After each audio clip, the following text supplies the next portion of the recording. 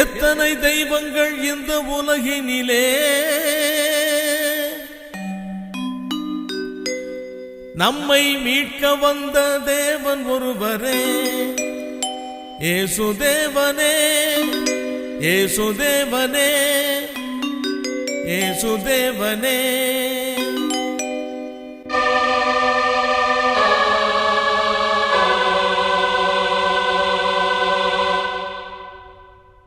இயேசுதேவனை நாடினால் வேதனைகள் விலகும், அந்நிய தேவனை நாடினால் வேதனைகள் பெருகும். அதிகாலையில் தேடினால் ஆனந்தமே, துதி கீதமே பாடினால் பேரின்பமே.